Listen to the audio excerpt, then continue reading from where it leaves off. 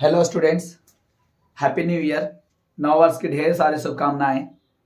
उम्मीद है आप लोग अच्छे से तैयारी कर रहे होंगे, है ना। अब ज़्यादा दिन शेष नहीं बचे हैं, तो आज हम लोग जो टॉपिक पढ़ने वाले हैं उसका नाम है निर्देशांक ज्यामिति। ठीक है, कोऑर्डिनेट ज्योमेट्री। कोऑर्डिनेट ज्योमेट्री ये क्या है? कोऑर्डिनेट ज्योमेट्री 1637 ईस्वी में रेने द कार्ते नामक गणितज्ञ ने 1637 ईस्वी में रेने द कार्ते नामक गणितज्ञ ने क्या किया था? ज्यामिति और बीजगणित में एक संबंध स्थापित किया था। ध्यान से सुन लीजिए, क्या? ज्यामिति और बीजगणित, है ना। ज्यामिति और बीजगणित जिसे अलजेब्रा कहते हैं, दोनों में क्या किया था? एक संबंध स्थापित किया था, जिसे ही हम लोग क्या कहते हैं? निर्देशांक ज्यामिति कहते हैं। निर्देशांक ज्यामिति कहते हैं। अब क्वेश्चन बाय द वे पूछ दे कि निर्देशांक ज्यामिति का जनक किसे कहा जाता है, तो किसे कहेंगे? रेने दकार्ते। देकार्ते भी होता है, दकार्ते भी होता है। रेने दकार्ते को, है ना। कब किया था ये? 1637 ईस्वी में। 1637 ईस्वी में। ठीक है, तो परिभाषा क्या हो गया? जिस गणित की वह शाखा जिसमें ज्यामिति का अध्ययन बीजगणित की सहायता से किया जाता है ना। गणित की वह शाखा जिसमें ज्यामिति का अध्ययन किसकी सहायता से किया जाता है? बीजगणित की सहायता से किया जाता है ना। उसे निर्देशांक ज्यामिति कहते हैं। ठीक है, मान ले कि कोई बिंदु है ना। इस बिंदु का नाम मान लेते हैं P है। अगर इसको हमें बताना हो कि ये P कहां पर है, या P बिंदु है कहां, तो हम लोग ऐसे नहीं बता पाएंगे, है ना। ऐसे हम किससे तुलना करें, किससे बताएं, किससे अपेक्षा करके बताएं? नहीं बता सकते। लेकिन मान लीजिए कि कोई एक अक्ष है, कोई एक बिंदु है, निश्चित बिंदु है। यहाँ जैसे कि स्कूल है, मंदिर है ना। यहाँ पे हॉस्पिटल है, तो बताते हैं कि हॉस्पिटल से इस दिशा में है, हॉस्पिटल मंदिर से इस दिशा में है, स्कूल से इतना दूरी पर और इस दिशा में है। बताते हैं ना कि नहीं बताते हैं? तो जिस बिंदु से तुलना किया जाता है उसे क्या कहते हैं? मूल बिंदु। क्या बोलते हैं उसे? मूल बिंदु, है ना। यानी एक मूल बिंदु मानते हैं, है ना, और उससे फिर उसका हम लोग निरपेक्ष मान निकाल कर बताते हैं, या सापेक्ष उससे अपेक्षा करके या उसे तुलना करके बताते हैं कि इस बिंदु के तुलना में वो P बिंदु कहाँ है। ठीक है, तो वो मूल बिंदु को हम लोग क्या कह देते हैं? ऑरिजिन। ऑरिजिन क्यों बोले? क्योंकि यहीं से इसकी उत्पत्ति हुई है ना। तो अब बताएंगे कि ये जो है, ये नॉर्थ है, ये साउथ है ना, ये ईस्ट है और ये वेस्ट है। तब ये बताएंगे कि ये जो P बिंदु है वो नॉर्थ वेस्ट दिशा में, डायरेक्शन में है ना। O से किस दिशा में है? ओरिजिन से नॉर्थ वेस्ट डायरेक्शन में है। और मान लिया जाए कि इसकी डिस्टेंस है, तो इसकी डिस्टेंस हम लोग यहां से नहीं बताएंगे कि इतनी दूरी पर है। हम लोग x और y दूरी लेंगे। x से कितनी दूरी, x अक्ष से कितनी दूरी पर है, और y अक्ष से कितनी दूरी पर है ना। तो हमें कोई भी बिंदु का, कोई भी स्थान का जो बताना होता है, पहचान देना होता है, जो उसका स्थान निर्धारण करना होता है, उसमें दो चीजों की आवश्यकता होती है ना। सब कोई जानता है अक्षांश और देशांतर, है ना। कोई भी स्थान का अगर जानकारी देना हो तो हमें दो मान बताना होगा। एक अक्षांशीय मान, है ना, एक अक्षांशीय मान, एक देशांतरीय मान, है ना। तो यहाँ भी दो बिंदु, दो दूरी से हम लोग सूचित करते हैं। तो x अक्ष से दूरी जो है, उसको x अक्ष से दूरी जो है वो y अक्ष बताता है, और y अक्ष से दूरी जो है वो x अक्ष बताता है ना। या ये कहें कि दो बिंदु जो है वो निर्देशांक कहलाता है। जो निर्देश करने वाले दो बिंदु हैं, है ना, जो निर्देश करने वाले जो दो मान हैं वो क्या कहलाते हैं? निर्देश अंक। निर्देश के अंक निर्देशांक कहलाते हैं, है ना। तो निर्देशांक हो गया। निर्देशांक समझ रहे होंगे, है ना। किसी भी बिंदु को जो निर्देश देने वाले जो दो अंक हैं वो क्या है? निर्देशांक है। ठीक है, तो पहले निर्देशांक को बोला जाता है भुज। ठीक है, पहले निर्देशांक को क्या बोला जाता है? भुज। अब बाद वाले निर्देशांक को क्या बोला जाता है? कोटि। ठीक है, पहले निर्देशांक को बोला जाता है भुज और दूसरे निर्देशांक को कोटि। यानी x अक्ष पर वो कहाँ है, x अक्ष पर वो कहाँ है उसे हम लोग भुज कहेंगे, और y अक्ष पर वो कहाँ है उसे कोटि कहेंगे। ऐसा समझ लीजिए, y अक्ष से दूरी जितनी दूरी होगा उसे भुज कहेंगे, और x अक्ष से जितनी दूरी होगा, x अक्ष से जितनी दूरी होगा उसे कोटि कहेंगे। कैसे याद रहेगा? x निर्देशांक को भुज और y निर्देशांक को कोटि कहते हैं। कैसे याद रहेगा? बता देते हैं, है ना। इसका शॉर्टकट तरीका है याद रखने का। याद कीजिए पहले हर्षऊकार आता है कि पहले ओ की मात्रा आता है। आ पढ़ते वक्त और अ की वर्णमाला में हम लोग पढ़े हैं, है ना, कि हर्षऊ क्या आता है, पहले आता है, और ओ की मात्रा क्या आता है, बाद में आता है। तो एक्स और एबीसीडी में एक्स पहले आता है कि वाई पहले आता है, एक्स पहले आता है ना, वाई बाद में आता है ना।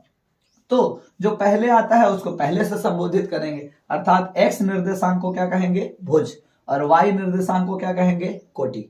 समझ में आ गया होगा। ये बहुत ही इजी ट्रिक है याद रखने का, और परीक्षा में आता है, जैसे पूछ देगा कोई पी बिंदु का निर्देशांक जो है -2 और 4 है, -2 और 4 है, तो इसका कोटि बताइए, तो कोटि कितना होगा, 4। बोलेगा भुज बताइए, तो कितना होगा भुज, -2, है ना, बहुत आसान। तो इस तरह का 1 नंबर का ऑब्जेक्टिव इसमें से आता है, वो याद रखेंगे, है ना। पहले तो क्या याद रखना है, मूल बिंदु। मूल बिंदु का जो निर्देशांक होगा एक्स और वाई, है ना, वो क्या होता है, 0 0 होता है। क्यों, यहीं से कोई वस्तु का, कोई बिंदु का तुलना कर रहे हैं, तो यहां से इसकी दूरी, वहां ओ बिंदु से ओ की दूरी क्या होगी, 0 होगी, है ना। तो एक्स भी 0 और वाई भी 0, एक्स भी 0 और वाई भी 0, है ना, इसलिए क्या होगा, 0 0। तो मूल बिंदु का जो निर्देशांक होता है वो क्या होता है, 0 0। एक्स निर्देशांक कितना, 0, वाई निर्देशांक कितना, 0, या कहें भुज कितना, 0, कोटि कितना, 0। तो ये तो हो गया मूल बिंदु और निर्देशांक बिंदु का बात, है ना। अब हम लोग आते हैं कार्तीय तल में। कार्तीय तल है क्या, रेने द कार्ते ने जिस तल का बारे में बताया, समतल के बारे में बताया, उसका नाम क्या है, कार्तीय तल। सपोज कि ये पेपर का तल है, सपोज कि ये ग्राफ पेपर का क्या है, तल है ना। तो इसे हम लोग क्या कहेंगे, कार्तीय तल कहेंगे, है ना। कब कहेंगे, जब इस पे 2 लंबवत रेखाएं एक दूसरे को काटेंगी, है ना। जब 2 लंबवत रेखाएं एक दूसरे को काटेंगी, है ना, 90 डिग्री पर जब 2 लंबवत रेखाएं एक दूसरे को काटेंगी, तब ये जो तल बन रहा है ना, इस तल को क्या कहेंगे, कार्तीय तल, कार्तीय तल कहेंगे, है ना। जहां पे कट रहा है उस बिंदु का नाम हो जाएगा ओ, क्योंकि यहीं से जो है चारों तरफ किरण निकलता हुआ दिखाई दे रहा है ना, ऑरिजिन उत्पन्न होता हुआ, है ना, इसीलिए ओ से सूचित करते हैं इसको, कैसे, ओ से, है ना। 0 भी कह सकते हैं लेकिन ओ होता है, ठीक है। अब देखिए जो पड़ी लाइन है उसे एक्स अक्ष कहते हैं, ठीक है, एक्स अक्ष कहते हैं, और जो खड़ी लाइन है उसे वाई अक्ष कहते हैं, ठीक है। ये हो गया एक्स अक्ष और ये हो गया वाई अक्ष, ठीक है। तो एक्स अक्ष में जो हम लोग जो पढ़े हैं चिन्ह परिपाटी, है ना, या फिर कहें कि जो नापा जाता है दूरी, दाईं ओर प्लस होता है और बाईं ओर क्या होता है, माइनस होता है। तो इधर माइनस का नाम एक्स नहीं देंगे, क्या देंगे, एक्स डैश देंगे, तो ये माइनस हो गया। और उसी तरह से कोई भी जगह के ऊपर की दूरी जो है, ऊंचाई को हम लोग प्लस में मापते हैं और गहराई को हम लोग माइनस में मापते हैं, तो इसको हम लोग वाई डैश से सूचित करेंगे और इसका चिन्ह क्या होगा, माइनस। इस तरह से देखते हैं कि ये 4 बराबर बराबर भाग में बट गए, या कहें 4 भाग में बट गए, बराबर हो या ना हो, 4 भागों में बट गया है ना। तो जो दोनों प्लस होता है ना, दोनों जो प्लस होता है, देखिए एक्स, इसमें एक्स जो है वो भी प्लस है और वाई जो है वो भी प्लस है, तो दोनों जो प्लस होता है उसे हम लोग हर एक को हम लोग क्या कहते हैं, चतुर्थांश कहते हैं। 4 भाग में बट गया तो एक भाग को, एक अंश को क्या कहेंगे, चतुर्थांश, यानी चौथा हिस्सा, है ना, चतुर्थांश क्या कहेंगे इसे, चतुर्थांश, चतुर्थांश कहेंगे। समझ में आ रहा होगा क्यों, चतुर्थ अंश होने के कारण ही चतुर्थांश कहते हैं, क्वाड्रेंट, इंग्लिश में इसे क्वाड्रेंट बोलते हैं, ठीक है। इसे हम लोग पाद भी बोलते हैं, क्या बोलते हैं, पाद, है ना, या कहें कि पैर होता है, पाद, 4 पैर है मान लीजिए जाए, तो पाद पैर, पहला पैर है ये, है ना, पहला पैर यानी पहला पाद जो है, यानी प्रथम पाद जो है, प्रथम पाद या कहें प्रथम चतुर्थांश, उसके दोनों जो एक्स और वाई जो निर्देशांक है दोनों क्या होते हैं, धनात्मक। अब क्या करना है, यहां से तो शुरू हो गया, अब ये एंटी क्लॉकवाइज घुमाना है, क्लॉकवाइज नहीं, घड़ी की दिशा में नहीं, एंटी क्लॉकवाइज घूमते जाना है ना। तो एंटी क्लॉकवाइज जाएंगे तो ये हो गया प्रथम पाद, तो इधर घूमेंगे, है ना, तो ये क्या हो जाएगा, द्वितीय पाद, ये क्या हो जाएगा, तृतीय पाद, ये क्या हो जाएगा, चतुर्थ पाद, है ना, यानी प्रथम चतुर्थांश, ये क्या हो जाएगा, द्वितीय चतुर्थांश, ये क्या हो जाएगा, तृतीय चतुर्थांश, और ये क्या हो जाएगा, चतुर्थ चतुर्थांश, ठीक है। अब रहा चिन्ह का सवाल, है ना, तो इसका एक्स और वाई निर्देशांक का चिन्ह क्या होगा, जल्दी से बताइए। हाँ, पहले क्या देखना है, एक्स अक्ष को देखना है। एक्स अक्ष क्या है, माइनस है, तो एक्स का चिन्ह माइनस होगा, और y को बाद में देखना है, तो y का चिन्ह क्या है, प्लस है, इसलिए इसका क्या हो जाएगा, माइनस प्लस, है ना, द्वितीय चतुर्थांश। ठीक है, अब तृतीय में आते हैं। x भी माइनस, पहले x को देखना है, फिर किसको देखना है, y को देखना है। तो x माइनस है और y भी क्या है, माइनस है, यानी इसमें दोनों चिन्ह क्या होते हैं, माइनस होते हैं, है ना। अब चतुर्थ में आना है, पहले किसको देखना है, x, फिर देखना है y को। ऐसा नहीं कि माइनस प्लस कर दे, ऐसा ही नहीं, अंदाज से नहीं, x पहले देखना है, पहले x को देख रहे हैं, क्या है, प्लस है, और फिर बाद में y को देखना है, y नीचे है, क्या है, माइनस, है ना। तो इस तरह से यह निर्देशांक का चिन्ह हो गया, है ना। इस तरह से ये कार्तीय तल 4 भाग में बटा, क्या कहलाया, पाद या चतुर्थांश कहलाया, है ना। जो दोनों धनात्मक होता है वो प्रथम होता है, एंटी क्लॉक घूमते हैं तो द्वितीय, तृतीय और चतुर्थ होता है। तो द्वितीय का मान आया मतलब चिन्ह आया माइनस प्लस, तृतीय का आया माइनस माइनस, चतुर्थ का आया प्लस माइनस, है ना। तो ये बहुत ही आसान तरीका है याद रखने का, है ना, कि किसका जो चिन्ह है वो क्या होगा। ठीक है, हाँ स्टूडेंट्स, अगला जो टॉपिक है वो है दूरी सूत्र, डिस्टेंस फॉर्मूला, है ना। इसे हम लोग कैसे निकालेंगे, तो बहुत ही सिंपल है। बहुत सारे लोग क्या करते हैं, सूत्र को याद कर लेते हैं, फॉर्मूला को याद कर लेते हैं, रट लेते हैं, है ना, और वो कई बार ऐसा होता है कि परीक्षा में भूल जाते हैं, ऐसा अक्सर हाँ होता है ना। लेकिन अगर हम लोग जान जाए कि ये फॉर्मूला निकलता कैसे है ना, अगर ये फॉर्मूला खुद से निकालना जान जाए तो ये कभी नहीं भूलेंगे कि उसका क्या फॉर्मूला है ना। सपोज कि दो बिंदु P और Q है, उसके बीच की दूरी निकालनी है ना। ये मैं तैयार करके रखा हूं, है ना। दो बिंदु है P और Q, उसके बीच की क्या निकालनी है, दूरी निकालनी है ना।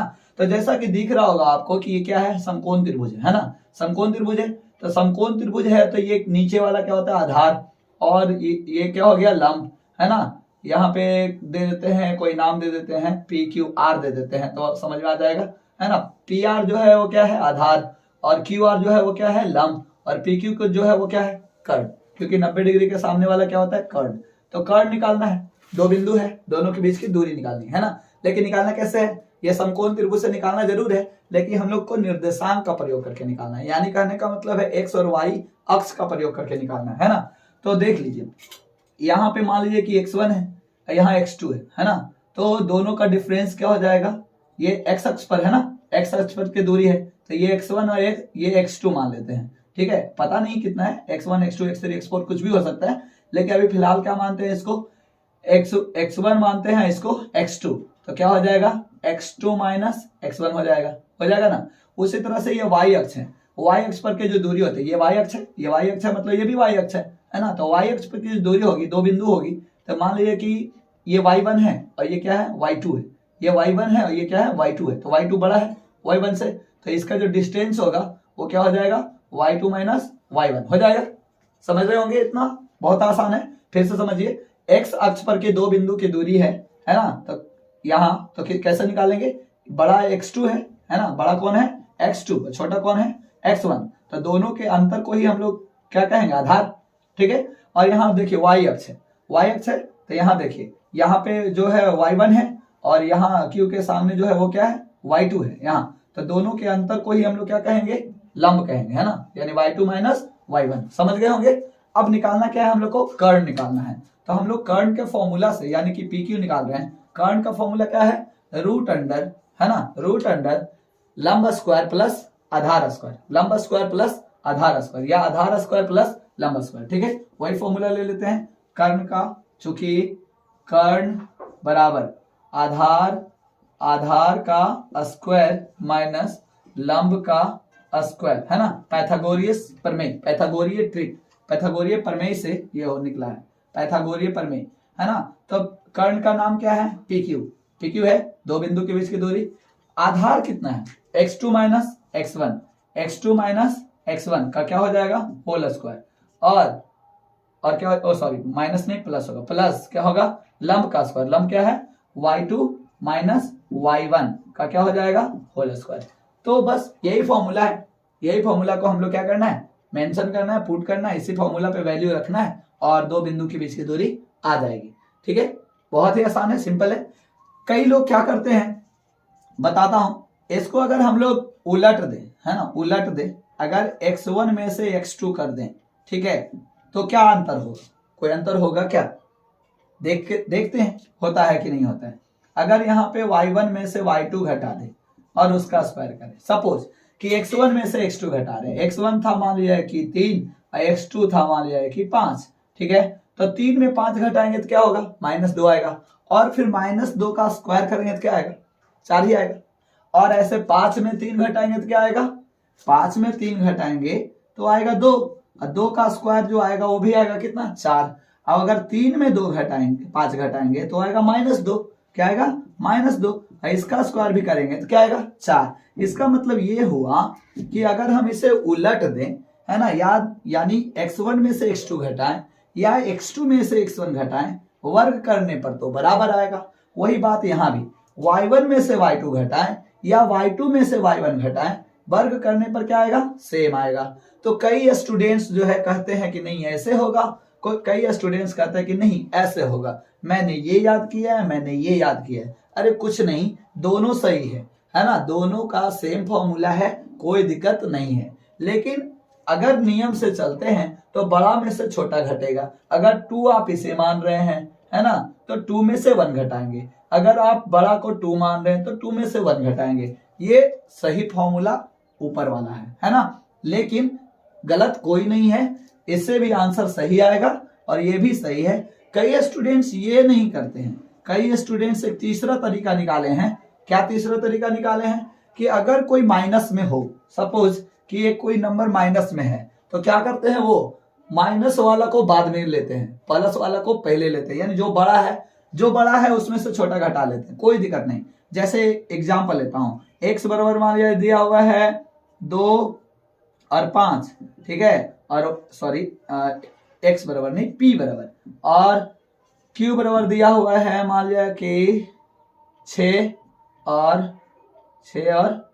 4, ठीक है। तो देखिए ध्यान से, ये हो गया x1, ये हो गया x2, है ना, ये हो गया x1, ये हो गया x2।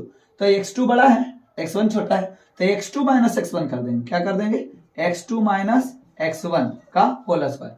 लेकिन यहां देखिए, यहाँ पे y2 और y1 में देखिए ध्यान से, y2 क्या है, छोटा है, और y1 क्या है, बड़ा है। तो कई लोग क्या करते हैं, सीधे इसमें से ये घटा देते हैं, y1 में से क्या घटा देते हैं, y2 घटा देते हैं। क्या ये सही है या गलत है, सही है, ये भी सही है ना, ये भी सही है। कैसे, माइनस में आएगा तो स्क्वायर करेंगे तो प्लस आएगा, और प्लस में आएगा तो ये स्क्वायर करेंगे तो प्लस आएगा। यानी कहने का मतलब है, कई लोग क्या करते हैं, फॉर्मूला नहीं लिखते हैं, बड़ा में से छोटा को घटा देते हैं। जब बड़ा बनाना होता है तो हर बार फॉर्मूला नहीं लिखा जाता है ना, तो क्या करते हैं, बड़ा में से छोटा घटा देते हैं और स्क्वायर कर देते हैं, आंसर सेम आता है ना। तो ये भी सही है, ये भी सही है, ये भी सही है, कहीं कोई गलत नहीं है। आपको बस क्या ध्यान में रखना है, आधार का स्क्वायर प्लस लंब का स्क्वायर, यानी x2 माइनस x1 का होल स्क्वायर और प्लस y2 माइनस y1 का होल स्क्वायर, ठीक है। ये हो गया दूरी सूत्र, समझ गए होंगे, इसे आप कभी नहीं भूलेंगे, है ना, रटने की आवश्यकता भी बिल्कुल नहीं है, ठीक है। एक बहुत ही फेमस क्वेश्चन आते रहता है, मूल बिंदु से किसी बिंदु की दूरी, है ना। अगर मान लिया किसी बिंदु P की दूरी, देखिए किसी बिंदु P की दूरी किससे निकालनी हो, मूल बिंदु से, तो क्या होगी, तो ये दूरी तो ऐसे होगी, है ना, ये बिंदु ऐसे, दूरी ऐसे होगी।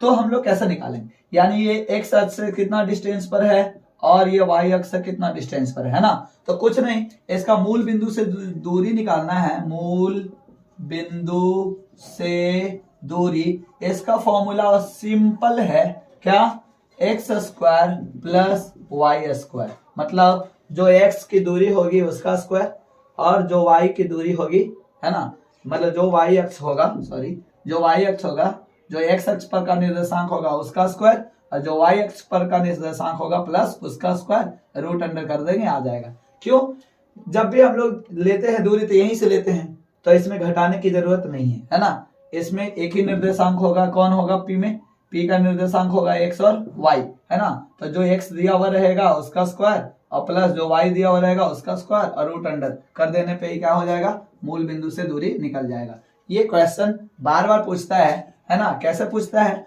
कि यदि कोई बिंदु है ना, क्या उसके मूल बिंदु से दूरी 3, 4 है, मूल बिंदु से मतलब कहने वाला उसका निर्देशांक, उसका कोई बिंदु P है, P का निर्देशांक कितना है, 3, 4 है, तो मूल बिंदु से उसकी दूरी ज्ञात करें। मतलब समझ में आ रहा है? कोई भी, ये 3 है ये 4 है तो कितना हो जाएगा? तो सिंपल सी बात है, हम लोग पाइथागोरस प्रमेय पे जाएंगे और क्या होगा? आंसर 5 होगा। क्या होगा? 5, 3 4 5, है ना। कई बार ऐसा आता है कि ये 6 है और ये 8 है तो क्या होगा? 10, 6 8 10, है ना। ये सब हम लोग पढ़े हुए हैं और ऑब्जेक्टिव में टाइम ज्यादा नहीं देना है, इसको बनाने में ज्यादा टाइम नहीं लगाना है और ये फटाक से पाइथागोरस प्रमेय पे जाएंगे और तुरंत उसका आंसर कर देंगे, है ना। ये बहुत ही सिंपल तरीका है। एक प्रश्न आता है कि 3 बिंदु के निर्देशांक दिए गए हैं, है ना। 3 बिंदु के निर्देशांक दिए गए हैं। ए का निर्देशांक मान लीजिए कि x1 y1 है और बी का निर्देशांक x2 और y2 है और सी बिंदु का निर्देशांक जो है x3 और y3, ये दिए गए हैं। पूछता है क्या ये तीनों बिंदु संरेख हैं? संरेख हैं। तो संरेख होने के लिए क्या शर्त है? देखिए ध्यान से, संरेख होने के लिए शर्त है कि यदि दो दूरी सूत्र का प्रयोग करना है। 2 दूरी अगर तीसरे दूरी के बराबर हो जाए, है ना। ये देखिए जैसे यहां से यहां और यहां से यहां 2 दूरी हुआ और ये 2 तीसरी दूरी यहां से यहां की अगर बराबर हो जाए, इसका मतलब ये क्या हुआ? तीनों एक ही रेखा पर है ना। 2 दूरी, छोटे छोटे 2 दूरियों का योग अगर बड़ी वाली दूरी के बराबर हो जाए, है ना, तो क्या हो जाएगा? तीनों बिंदु संरेख। यानी हमको क्या निकालना है? दूरी सूत्र का ही प्रयोग करना है। जैसे मान लीजिए ये बिंदु ए है, ये बी है और ये सी है। संरेख तभी होगा ना जब एक सीधे रेखा पर होगा। हाँ, तो एक सीधी रेखा पे होने के लिए क्या दिखाना होगा? कि ये दोनों का जोड़, है ना, दोनों का जोड़ तीसरे के क्या है? बराबर है। सब ऐसे बताते हैं जैसे तीनों संरेख ना हो, ए बी और सी ऐसे हो। तो देखिए ध्यान से, ये दोनों का जोड़ जो होगा, है ना, वो इससे क्या हो जाएगा? बड़ा। ये त्रिभुज बन रहा है ना। त्रिभुज का नियम क्या है? 2 भुजाओं का योग तीसरे से क्या होता है? बड़ा होता है, बड़ी होती है। 2 भुजाओं का योग तीसरे से बड़ी होती है ना। तो अगर ये असंरेख रहा, ए बी सी असंरेख, तो ये बराबर, ये दोनों का जोड़ बराबर इसके बराबर नहीं होगा। अब अगर हो गया, इसका मतलब क्या है? संरेख हो गया। ठीक है, अगर ये बराबर हो गया, ए बी और बी सी निकाले और वो ए सी के बराबर हो गया, इसका मतलब क्या है? संरेख है। तो क्या करना है? पहले हम लोग को ए बी निकालना है, ठीक है। फिर क्या निकालना है? हम लोग को बी सी निकालना है। किससे? दूरी सूत्र से, है ना। फिर हम लोग को क्या निकालना है? ए सी या सी ए निकालना है और देखना है कि कोई भी 2 छोटा छोटा को जोड़ के बड़ा के बराबर आ रहा है या नहीं आ रहा है। सपोज कि यहाँ पे सी हो और यहाँ पे बी हो, कोई दिक्कत नहीं है। तब पर भी क्या देखना है कि छोटा कौन है?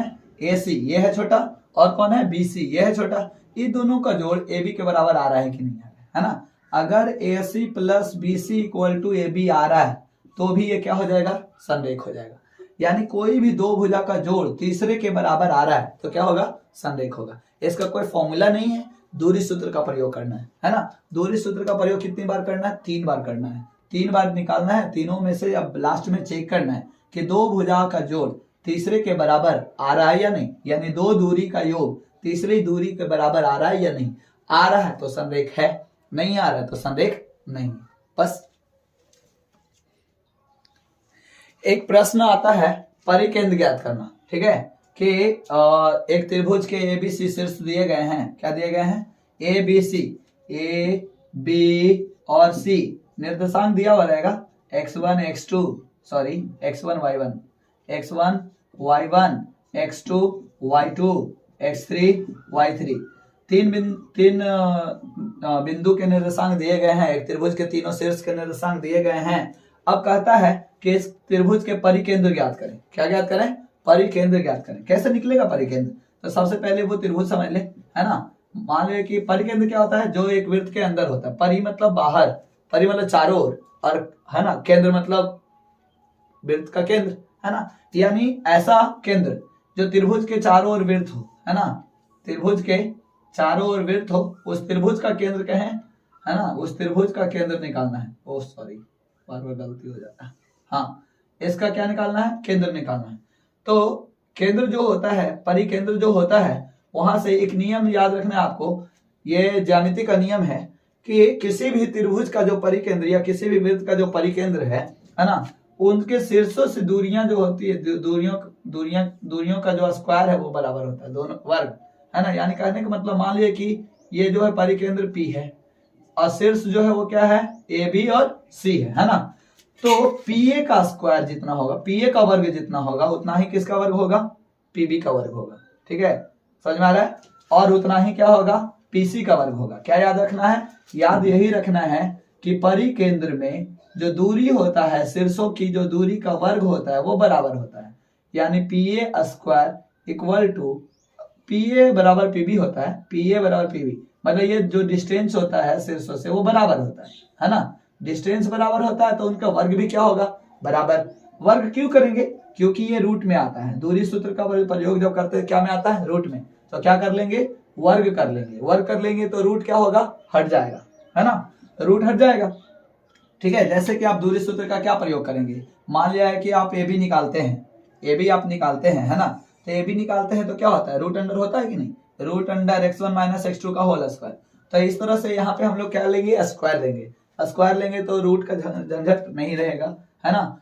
इससे आएगा एक समीकरण, है ना। अब कोई एक और ले लें, पी ए बराबर पीसी ले लें या पीबी बराबर पीसी ले लें, क्योंकि तीनों क्या है, आपस में बराबर है। मैं बता देता हूँ, यहाँ पर पीसी स्क्वायर भी हो सकता है, सॉरी देख लेता हूँ, हाँ ठीक है, P A square, PB square और पीसी स्क्वायर तीनों क्या होता है, आपस में बराबर। कोई भी दो दो लेकर के क्या करेंगे हम लोग, समीकरण तैयार कर लेंगे, है ना। रैखिक समीकरण, दो रैखिक समीकरण आएगा, फिर दोनों को हल करने पर और उसका मान आ जाएगा, एक्स और वाई का मान आ जाएगा। ठीक है, कहने का मतलब क्या हुआ कि एक बार किन दोनों को लेना है, पी ए और पीबी को लेना है, और एक बार और किसको लेना है, तो पी ए और पीसी को भी ले सकते हैं, पीबी और पीसी को भी ले सकते हैं, है ना। इस तरीका से क्या होगा, हम लोग परिकेंद्र निकाल लेंगे। ठीक है, हाँ हेलो स्टूडेंट्स, एक टॉपिक है विभाजन सूत्र, है ना। इसमें विभाजन सूत्र में प्रश्न आता है, क्या आता है प्रश्न, कि यदि कोई बिंदु, यदि कोई पी बिंदु जिसका निर्देशांक मान लिया है कि एक्स वाई है, वो ए और बी को, है ना, ए बी को, ए का निर्देशांक x1 और y1 मान लेते हैं, और बी को x2 और y2 मान लेते हैं, x2 और y2 को ए बी को, है ना। यदि कोई पी बिंदु ए बी को, है ना, ए बी रेखा को अंतः विभाजन m और n अनुपात में करता है, कितना अनुपात, m अनुपात n में अंतः विभाजन करता है ना, तो m और n का मान ज्ञात करें। ठीक है, क्या दिया रहेगा, ये दिया हुआ रहेगा, p दिया हुआ रहेगा, a दिया हुआ रहेगा, b दिया हुआ रहेगा, और m अनुपात n पूछेगा, या ये अनुपात दिया हुआ रहेगा और ये p बिंदु का निर्देशांक पूछेगा। यही दोनों में से कोई क्वेश्चन आता है, या तो p पूछता है या तो m अनुपात n पूछता है। अगर अनुपात दिया रहा तो क्या पूछेगा, p पूछेगा। अगर अनुपात नहीं दिया रहा तो क्या पूछेगा, अनुपात पूछेगा, है ना। तो ये कैसे समझेंगे, है ना, ऐसे समझेंगे। मान लिया है कि ये क्या है, ए बी रेखा है, ए बी रेखा है, अब p मान लेते हैं यहाँ पे प्रतिच्छेद करता है ना। तो इधर का हो गया m और इधर का क्या हो गया n, m अनुपात n का मतलब क्या हुआ, इधर का भाग m और इधर का भाग n, तो m अनुपात n हो गया, है ना। इसका जो निर्देशांक है वो क्या है, x1 y1, इस a का निर्देशांक क्या है, x1 y1, और इसका निर्देशांक क्या है, x2 y2। ठीक है, अब ये m और n दिया हुआ रहेगा, अब इसका निर्देशांक निकालना रहेगा, तो नहीं दिया हुआ रहेगा तो मान लेंगे, क्या मान लेंगे, x और y, है ना। अब निकालना कैसे है, पहले फॉर्मूला समझ लीजिए। ये m का फॉर्मूला है, सॉरी ये इसका x का फॉर्मूला है। x का फॉर्मूला बहुत ही आसान है, क्या याद रखना है वो समझिए ध्यान से, कि इसको यहाँ पे लिखता हूं समझने के लिए। पहले x1 y1, फिर m अनुपात n, फिर x2 y2, है ना। ये क्या हो गया, ये b का हो गया निर्देशांक, ये क्या हो गया, a का निर्देशांक हो गया, ये क्या हो गया, अनुपात हो गया, है ना।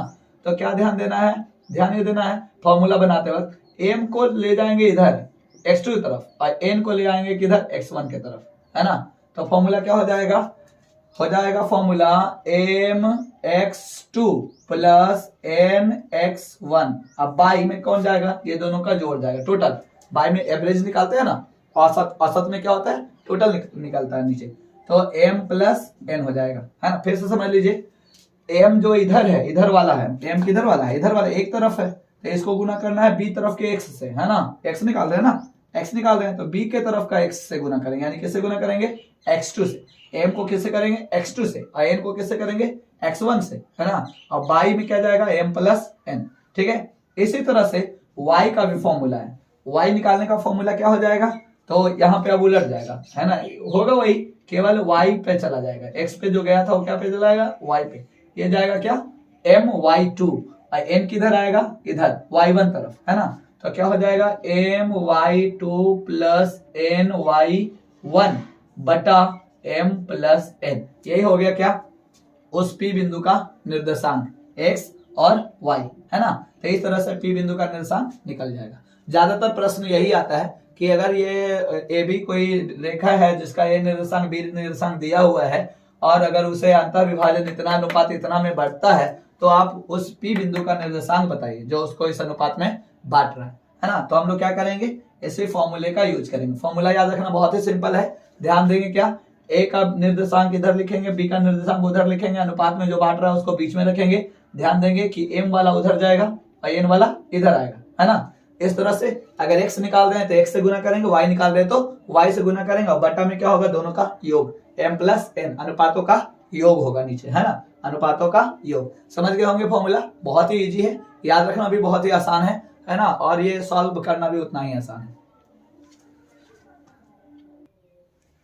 हाँ फ्रेंड्स, अब है कि अगर विभाजन सूत्र में बाह्य विभाजन दिया हो तो कैसे हल करेंगे, है ना। बाह्य विभाजन में क्या करना है, कुछ नहीं करना है, ध्यान देना है। बाह्य विभाजन में क्या होगा, a और b इधर ही होगा, a और b इधर ही होगा, p क्या होगा, बाहर होगा, है ना। a और b का निर्देशांक दिया हुआ रहेगा, क्या दिया हुआ रहेगा, x1 और x2, सॉरी x1 और y1, x1 और y1, b का निर्देशांक दिया हुआ रहेगा x2 और y2, है ना। और जो विभाजन का अनुपात है वो दिया रहेगा m अनुपात n, है ना, m अनुपात n दिया रहेगा। और ये p बिंदु का निर्देशांक पूछेगा तो मान लेंगे इसका p बिंदु का निर्देशांक क्या है, x और y है। तो क्या होगा पूछेगा, है ना, x का पूछेगा, ठीक है। तो x निकालने का तरीका क्या है, सब कुछ सेम है, अंतर विभाजन जैसा ही है ना, केवल वहां पे प्लस होता था, यहाँ पे क्या करेंगे, माइनस करेंगे, है ना। तो क्या करेंगे, याद है ना, पहले क्या करेंगे हम लोग, x1 y1 लिख लेंगे, फिर क्या लिख लेंगे, x2 y2 लिख लेंगे और बीच में क्या लिखेंगे, m अनुपात n। क्या ध्यान देना है कि जब अंतर विभाजन रहेगा तो योग करना है और जब बाह्य विभाजन रहेगा तो अंतर करना है। किससे, देख लीजिए ध्यान से, किससे गुना करेंगे, m को x2 से गुना करेंगे, m x2 माइनस ना, माइनस।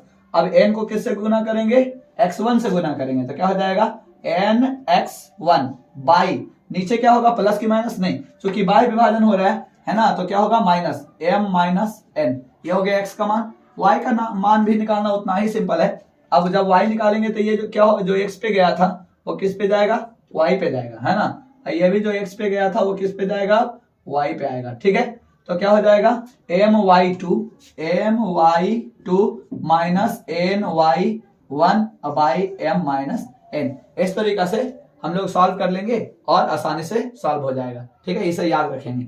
अंतर विभाजन में क्या याद रखेंगे, अंतर विभाजन में प्लस करना है और बाह्य विभाजन में माइनस करना है, बस इतनी सी बात का ध्यान रखेंगे। एक और महत्वपूर्ण प्रश्न, मध्य बिंदु क्या आता है, मध्य बिंदु निकालना आता है ना। मध्य बिंदु a और b दिया हुआ रहेगा, ध्यान से देखेंगे, a बिंदु का निर्देशांक दिया हुआ रहेगा x1 y1 और b बिंदु का निर्देशांक भी दिया हुआ रहेगा x2 y2। और क्या पूछेगा, इसके बीचों बीच का मध्य बिंदु का निर्देशांक बताइए, ठीक है। तो मध्य बिंदु का निर्देशांक हमें नहीं मालूम, मान लेंगे, माना कि उसका निर्देशांक क्या है, xy है ना। तो वो मध्य बिंदु का निर्देशांक क्या होगा, बहुत सिंपल है, x1 प्लस x2 बाई 2। माध्य निकाल देंगे, x1 और x2 का माध्य निकाल देंगे तो x निकल जाएगा, और उसी तरह से y1 और y2 का माध्य निकाल देंगे तो क्या निकल जाएगा, y निकल जाएगा। इस तरीके से मध्य बिंदु का निर्देशांक जो xy है वो आसानी से निकल जाएगा। Thank you for watching. बहुत अच्छा, ये जो चैप्टर है पूरी तरह से कंप्लीट हो गया है। उम्मीद करता हूं कि आपको बहुत ही सुविधाजनक महसूस होगा, बहुत ही आसानी से आप इसे सारे क्वेश्चंस हल कर पाएंगे, है ना। अगर ये वीडियो अच्छी लगी हो तो इसे लाइक करें, सब्सक्राइब करें और अपने दोस्तों को फॉरवर्ड और शेयर करना ना भूलें। थैंक यू, जय हिंद।